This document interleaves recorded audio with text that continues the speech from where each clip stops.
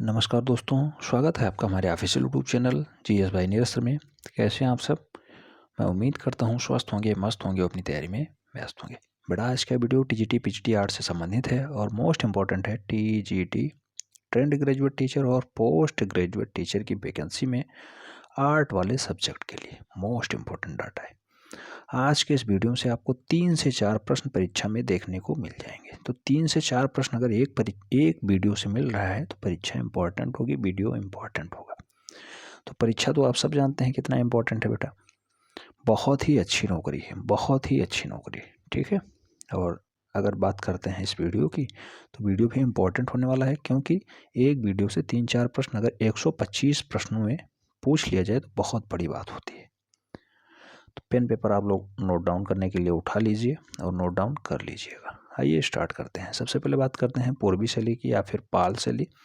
तो बेटा पाल शैली जो है इसका समय होता है या कार्यकाल होता है 750 ईसा से 1197 ईस्वी तक। जो डाटा दिया गया है एनसीईआरटी को कोरिलेट करके दिया गया है, ऑथेंटिक डाटा है और इसे आप लोग जो है फाइनली सही माने, यही एकदम सटीक डाटा है, ठीक है। अगर बात करते हैं बिंदु वाइज तो भारत में लघु चित्रों की शुरुआत जो है पाल शासकों द्वारा स्टार्ट कराया जाता है। लघु चित्र कब से स्टार्ट होते हैं? तो पाल शासकों के द्वारा स्टार्ट कराया जाता है। और जो है भारतीय लघु चित्रकला की परंपरा किस काल से आरंभ मानी जाती है? तो पूर्व मध्यकाल इसके लिए अच्छा ऑप्शन बनता है, जिसे हम लोग प्राकृतिक काल के नाम से भी जानते हैं। तो लघु चित्रण पूर्व मध्यकाल से स्टार्ट हो जाता है और स्टार्टिंग इसकी तो पाल शासक कराते हैं। पाल शैली के संरक्षक कौन होते हैं? तो वो भी पाल शासक ही होते हैं, ध्यान रखना है। एक महत्वपूर्ण चित्र आपको दिखा रहे हैं, अवलोकितेश्वर बोधिसत्व का है। ये पाल शैली का बहुत फेमस चित्र है, देख लीजिए।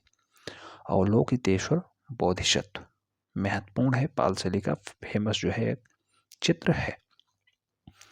डाटा आता है भारत में लघु चित्रों का आरंभ किस बौद्ध पांडुलिपि से होता है? तो प्रज्ञा पारमिता से होता है। प्रज्ञा पारमिता से बौद्ध पांडुलिपि का जो है आरंभ माना जाता है। तो लघु चित्रण प्रज्ञा पारमिता पांडुलिपि से स्टार्ट होता है। प्रज्ञा पारमिता जो है पांडुलिपि है, ध्यान रखना है। भारत में लघु चित्रण यहीं से स्टार्ट होता है, प्रज्ञा पारमिता। नेक्स्ट डाटा आता है पाल पोथी चित्रों का समय क्या है? तो बेटा पाल पोथी चित्रों का समय जो है 8वीं शताब्दी से 12वीं शताब्दी, क्योंकि मैंने बताया है 750 ईसा से आता है और 1197 तक जाता है। 1197 तक जाता है, तो वही 8वीं से 12वीं शताब्दी मध्य मान लिया गया है, ठीक है। तो पाल पोथी का समय क्या है? 8वीं से 12वीं शताब्दी। एग्जैक्ट डाटा पूछा जाए 750 ईसा से 1197 ईस्वी तक। नेक्स्ट पाल पोथी चित्रण का प्रारंभ किस शैली से होता है? तो बेटा ये पाल शैली से इसका प्रारंभ भी होता है। पाल पोथी चित्रण का प्रारंभ पाल शैली से होगा। किसने पाल शैली को पूर्वी शैली कहा था? लामातार नाथ। लामातार नाथ डाटा इंपॉर्टेंट है, कई बार रिपीट हुआ है। लामातार नाथ ने जो है पाल शैली को पूर्वी शैली का जो है उपनाम दिया था या संज्ञा दी थी। पोथी चित्रों का निर्माण किस राजवंश ने कराया? तो बेटा पोथी चित्रों का जो निर्माण है मूल रूप से पाल राजवंशों के द्वारा कराया जाता है। पाल शैली के 3 प्रमुख केंद्र थे, तो बंगाल, नेपाल और बिहार जो है मूल रूप से पाल शैली यहीं फली फूली और बढ़ी है। बंगाल, नेपाल और बिहार में पाल शैली सबसे ज़्यादा फली फूली और बढ़ी है, ध्यान रखना है। ताड़पत्र पे बने चित्र किस शैली के हैं? तो बेटा ताड़पत्र का प्रयोग पाल शैली में ही किया जाता था और ताड़पत्रों पे सबसे ज़्यादा चित्र पाल शैली में बनाए गए हैं, ध्यान रखना है, डाटा इंपॉर्टेंट है। पाल शैली का संरक्षक अगर बात करते हैं तो पाल शैली का संरक्षक भी बेटा पाल शासक ही है। पाल शैली के संरक्षक भी पाल शासक हैं, ध्यान रखना है, डाटा इंपॉर्टेंट है। नेक्स्ट अगर मोस्ट इंपॉर्टेंट डाटा की बात करते हैं तो वो फैक्ट्स है तिब्बती इतिहासकार लामा तारानाथ ने किससे पाल शैली का संस्थापक माना है? तो लामा तारानाथ के अनुसार पाल शैली का जो संस्थापक है वो धीमान तथा बित्तल पाल है। धीमान तथा बित्तल पाल हैं ये लामातार के अनुसार, जबकि पाल शैली का संरक्षक कौन है? तो पाल शासक हैं, ध्यान रखना है, दोनों में अंतर होता है। लामातारनाथ वैसे पूर्वी शैली इनका उपनाम देते हैं, पाल शैली को पूर्वी शैली लामातारनाथ ने ही कहा था। लामातारनाथ ये एक तिब्बती इतिहासकार हैं, डाटा इंपॉर्टेंट है। इनके अकॉर्डिंग धीमान एवं बित्तपाल दोनों कलाकार जो है पाल शैली के संस्थापक माने जाते हैं। पाल शैली वंश की स्थापना कब होती है? तो बेटा गोपाल के द्वारा की जाती है 750 से 770 ईसा पूर्व में। पाल वंश की स्थापना 750 से 770 ईसा पूर्व के मध्य गोपाल के द्वारा की जाती है। नेक्स्ट इंपॉर्टेंट डाटा आता है, भागलपुर बिहार में विक्रमशिला विश्वविद्यालय या महाविद्यालय की स्थापना किसने की है? तो धर्मपाल साहब कराते हैं। डाटा इंपॉर्टेंट है, वनडे एंट्रेंस के लिए भी मोस्ट इंपॉर्टेंट है, बहुत बार रिपीट हुआ क्वेश्चन। गीत गोविंद के रचयिता जयदेव, बहुत बार पूछा गया है। गीत गोविंद के रचयिता जयदेव किसके दरबार में रहते थे? तो राजा लक्ष्मण सेन के दरबार में गीत गोविंद के रचयिता जयदेव साहब रहा करते थे, ध्यान रखना है। नेक्स्ट, पाल राजाओं के समय कांस्य मूर्ति कला का प्रमुख केंद्र क्या था? तो बेटा गया का कुकिहार स्थान जो है सबसे ज्यादा फेमस हुआ था कांस्य मूर्ति कला के लिए। ठीक है, तो गया बिहार में पड़ता है। आरंभिक ग्रंथ चित्र किस पे बने थे? तो बेटा आरंभ में जो है ग्रंथ जो है मूल रूप से ताल पत्रों पे बनाए गए थे। ताल पत्र इसका राइट आंसर बन रहा है। पाल पोथी चित्र बनाए गए, वो भी ताल पत्रों पे ही बनाए गए थे, पाल पोथी। यानी स्टार्टिंग के जो पाल शैली के सभी कार्य हैं लगभग ताड़पत्रों पे और पाल पत्रों पे बनाए गए हैं। आइए आगे देखते हैं डाटा क्या कह रहा है। तो डाटा कह रहा है आरंभिक ग्रंथ चित्र किस पे बने हैं? तो बेटा आरंभिक ग्रंथ चित्र भी ताल पत्रों पे बने हैं, पाल पोथी ग्रंथ भी ताल चित्रों पे बने हैं। पाल शैली के दृष्टांत चित्रों पे किस लिपि का आलेख मिलता है? तो देवनागरी लिपि में डाटा लिखे जाते हैं। दृष्टांत चित्रों पे सबसे ज्यादा किस लिपि का उल्लेख मिलता है? देवनागरी लिपि। ठीक है। बौद्ध ग्रंथ विनय पिटक किस भाषा में लिखी गई है? तो विनय पिटक बेटा पौली भाषा में लिखी गई है। डाटा इंपॉर्टेंट है, बौद्ध धर्म का एक महत्वपूर्ण ग्रंथ है विनय पिटक, और ये पाल भाषा में लिखा गया है। आगे हम लोग देखते हैं तो पाल भाषा से संबंधित कुछ 4-6 डाटा और हैं। जैसे पाल चित्रों में किस शैली को अपनाया गया है? नाग शैली होती है, उसे अपनाया गया है। पाल चित्रकला किस प्रदेश की है? तो बेटा पाल चित्रकला मूल रूप से बंगाल प्रांत की है, बंगाल। अजंता की परंपरा विद्यमान रही है, तो अजंता की जो परंपरा है वो विद्यमान रही है मूल रूप से पाल शैली में ही। बुद्ध योग मुद्रा में कमल पर आसीन किस शैली का उत्कृष्ट उदाहरण है? तो ये पाल शैली का उत्कृष्ट उदाहरण है। बुद्ध योग मुद्रा में कमल पे आसीन, ये एक चित्रण है, ये पाल शैली का सबसे उत्कृष्ट उदाहरण है, सबसे महत्वपूर्ण चित्र है। प्रमुख सचित्र पाल पोथियां कौन कौन सी हैं? तो बेटा कुछ महत्वपूर्ण पाल पोथियां, जैसे नाम आता है प्रज्ञा पारमिता। तो प्रज्ञा पारमिता एक फेमस जो है पाल पोथी है। ऐसे पंचशिखा हो गया, साधन माला हो गया, करण देव गुहा हो गया और गंध व्यूह हो गया। ये सारे कुछ महत्वपूर्ण पाल पोथियां हैं जो डाटा इंपॉर्टेंट है, एग्जाम पॉइंट ऑफ व्यू से मोस्ट इंपॉर्टेंट है, ध्यान रखना है। नेक्स्ट, पाल के कुछ लघु चित्रों से संबंधित हैं। तो बेटा पाल के लघु चित्र किससे संबंध रखते हैं? मूल रूप से बौद्ध धर्म से संबंध रखते हैं।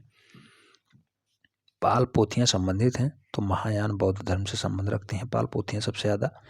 जैसे अभी हम लोगों ने पाल पोथी देखी, पंचशिखा था, प्रज्ञा पारमिता था, तो ये सब कुछ महत्वपूर्ण पाल पोथियां हैं जो महायान बौद्ध धर्म से संबंध रखती हैं। पाल चित्र शैली का आरंभ ग्रंथ क्या है? तो प्रज्ञा पारमिता ही पाल चित्रण शैली का सबसे पहला ग्रंथ माना जाता है, प्रज्ञा पारमिता। ताड़पत्र पे चित्रित प्रथम ग्रंथ कौन सा है? तो ताड़पत्र पे चित्रित जो पहला ग्रंथ है वो भी प्रज्ञा पारमिता ही है। नेक्स्ट, पाल शैली में चित्रित प्रथम ग्रंथ कौन सा है? प्रज्ञा पारमिता ही है। नेक्स्ट डाटा अगर देखा जाए तो पूछा गया है महायान बौद्ध ग्रंथ प्रज्ञा पारमिता 100 से 600 ईस्वी में कुल कितने श्लोक लिखे गए? तो बेटा प्रज्ञा पारमिता में ताड़पत्र पे लिखा गया है 8000 श्लोकों का संग्रह है प्रज्ञा पारमिता। प्रज्ञा पारमिता ग्रंथ की रचना किसने की है? तो नागार्जुन साहब ने लिखी है, नागार्जुन।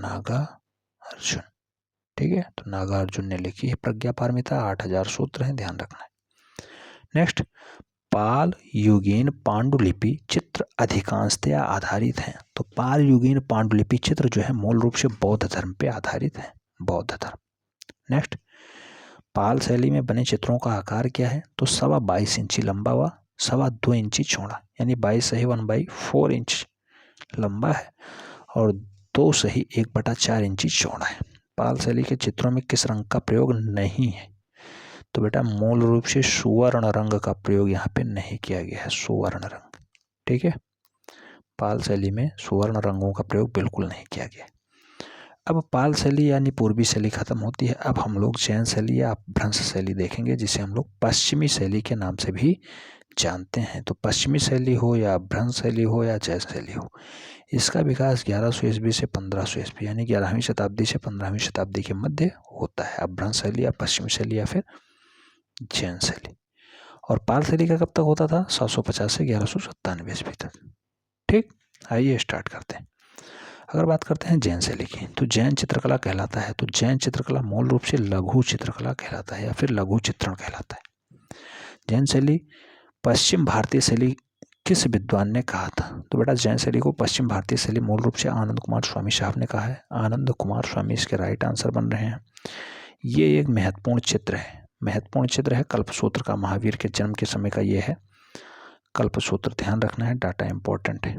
ये एक फेमस चित्र है, जैन और अपभ्रंश शैली का सबसे फेमस चित्र है कल्पसूत्र। ठीक है, तो महावीर का जन्म दर्शाया गया है इसमें और उनसे संबंधित कुछ डाटा भी इसमें लिखे गए हैं। महावीर कौन है? 24वें जैन तीर्थंकर हैं, ध्यान रखना है। आइए देखते हैं, महावीर स्वामी 24वें जैन तीर्थंकर का जन्म चित्रित किया गया है कल्पसूत्र में। ठीक है, अपभ्रंश शैली में अंग प्रत्यंग बने हैं। तो अंग प्रत्यंग बने कहाँ पे हैं बेटा? स्थिर और जकड़े में मूल रूप से बने। नेक्स्ट, भारत में सचित्र पुस्तकें सर्वप्रथम किस माध्यम पर बनी हैं? तो बेटा भारत में सबसे पहले जो पुस्तकें छपी वो सचित्र चित्रों के साथ छपी हैं, वो कागज पे छपी।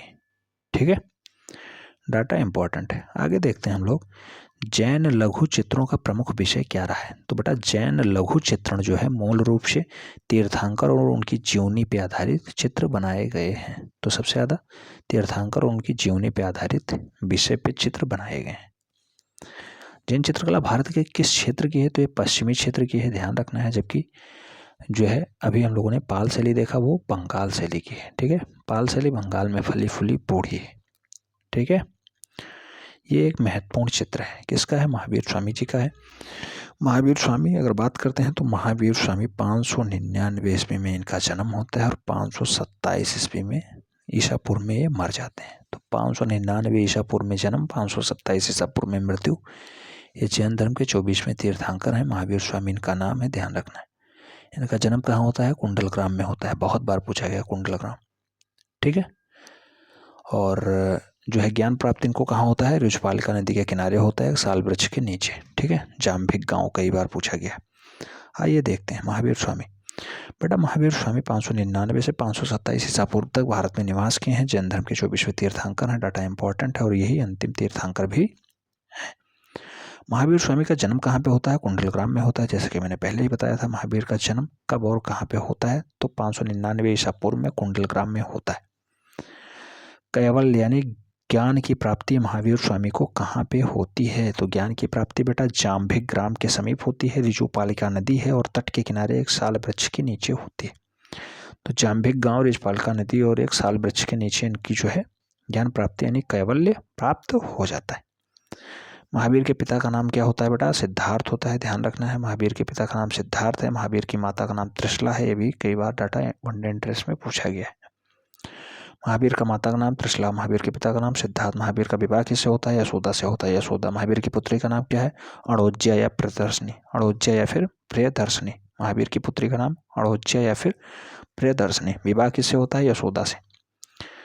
महावीर का प्रथम अनुयायी कौन बनता है? तो बेटा जमाली। महावीर का जो है पहला अनुयायी जमाली बनता है। ये 24वें तीर्थंकर हैं, ध्यान रखना है, जैन धर्म के। महावीर की मृत्यु कब हो जाती है?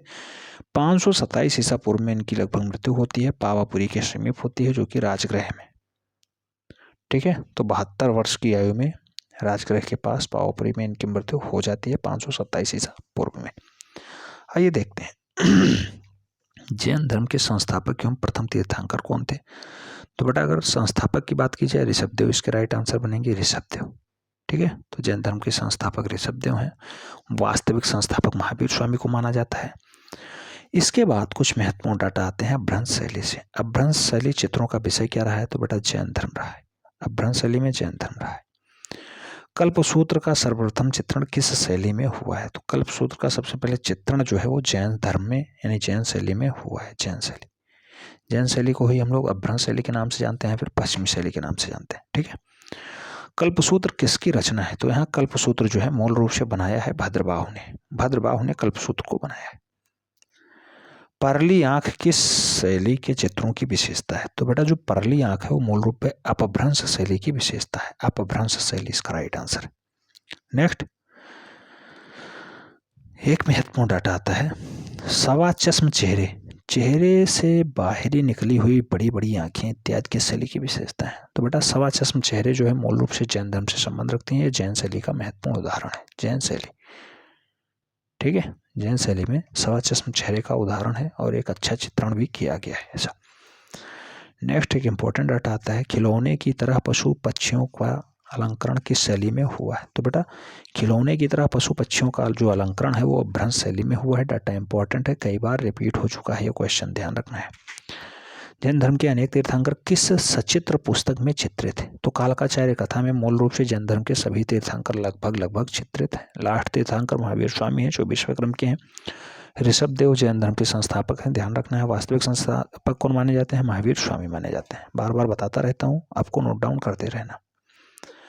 कालकाचार्य कथा एक है, तो ये जैन हस्तलिखित चित्र है बेटा, कालकाचार्य कथा। और कालकाचार्य कथा में ही सभी तीर्थंकरों को सचित्र जो है चित्रित किया गया है। कालकाचार्य कथा तथा कल्पसूत्र चित्रित किया गया है, तो जैन लघु चित्रों में ऐसा कार्य हुआ है। जैन लघु चित्रण। जैन चित्र सर्वप्रथम कागज पर कब बनते हैं? तो ये 14वीं शताब्दी के मध्य बन जाते हैं। नेक्स्ट, भारतीय चित्रकला के इतिहास में कागज का प्रथम प्रयोग कहाँ पे होता है? तो बेटा भारतीय चित्रकला के इतिहास में कागज का सबसे पहली बार प्रयोग जैन शैली में ही होता है। जैन शैली इसका राइट आंसर बनेगा। जैन शैली का प्राचीनतम सचित्र ग्रंथ कौन सा है? तो बेटा प्राचीनतम और सचित्र जिसमें चित्र युक्त ग्रंथ है वो है निशीथ चूर्णी।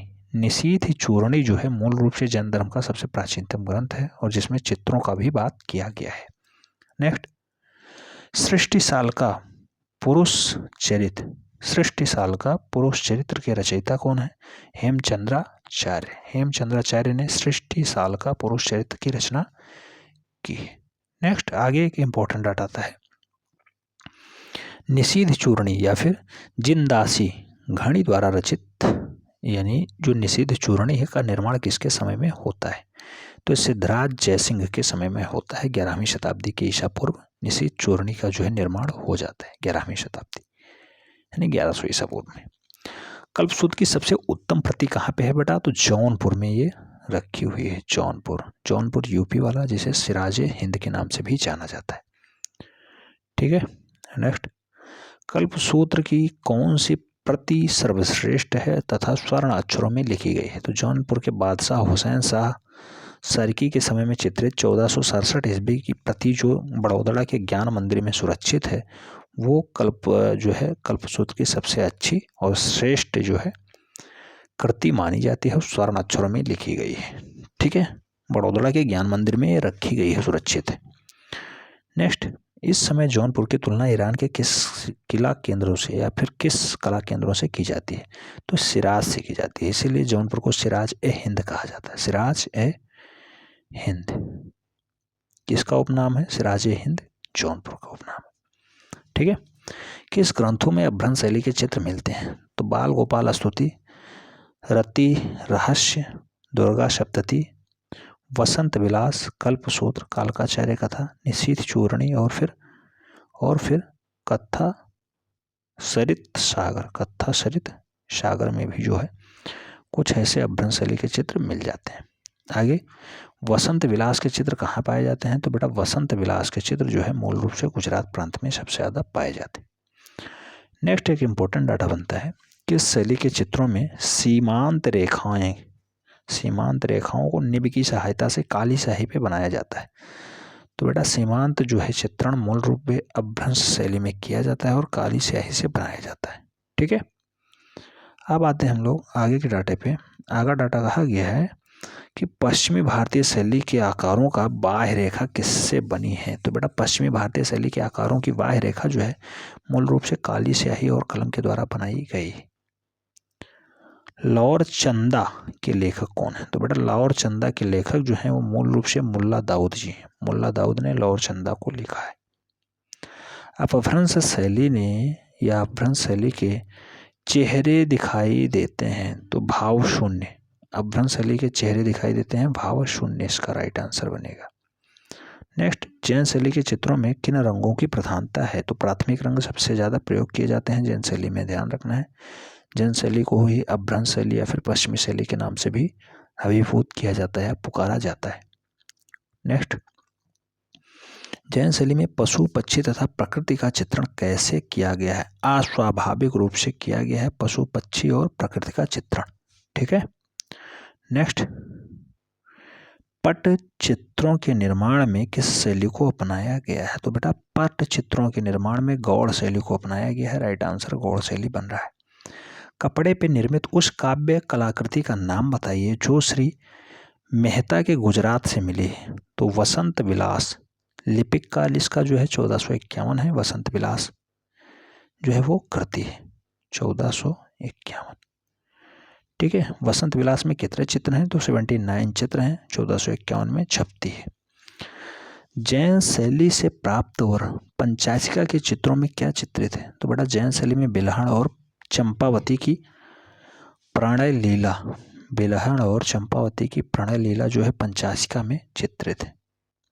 नेक्स्ट, जैन शैली को अभ्रंश शैली के नाम से किस विद्वान ने जो है पुकारा? तो स्वर्गीय राय कृष्ण दास जो हैं, जिन्होंने अभ्रंश शैली की उपमा दे दी थी जैन शैली को, जैन शैली और अभ्रंश शैली इसका उपनाम कर दिया था, ठीक है। नेक्स्ट, जैन शैली को अभ्रंश शैली नाम स्वर्गीय राय कृष्ण दास ने दिया है। जैन शैली के चित्रों को धरातल पे क्या क्या कहते हैं या क्या क्या है? तो ताड़पत्र, कपड़ा, कागज और भित्ति, इन चारों में जो जैन शैली के चित्र हैं वो बनाए गए हैं। तो ताड़पत्र पे भी बना है, कपड़े पे बना है, कागज पे बना है और भित्ति पे बना है, भित्ति माने दीवार, ठीक है। पाक शास्त्र का ग्रंथ न्यामतनामा, न्यामतनामा किसके राज्यकाल में लिखा गया? तो बेटा गयासुद्दीन खिलजी के शासनकाल में लिखा जाता है, 1469 से 1500 ईस्वी के मध्य इसका कार्यकाल रहता है। तो न्यामतनामा गयासुद्दीन खिलजी के टाइम पे लिखा गया है।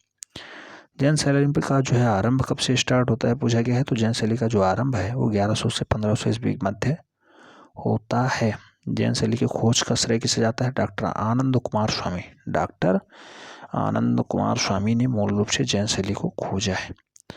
और 1924 में बर्लिन म्यूजियम जर्मनी में है, कल्पसूत्र की सचित्र प्रति किसने खोजी है? तो कल्पसूत्र की सचित्र प्रति जो है मूल रूप से आनंद कुमार स्वामी ने ही खोजी है।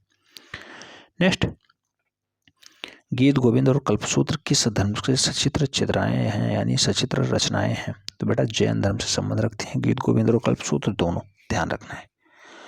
लास्ट क्वेश्चन बनता है, जो लास्ट पॉइंट है वो रति, रहस्य एवं कामसूत्र ग्रंथों पर आधारित चित्र किस शैली में सर्वप्रथम बनाए गए हैं? तो ये जैन शैली में बनाए गए हैं।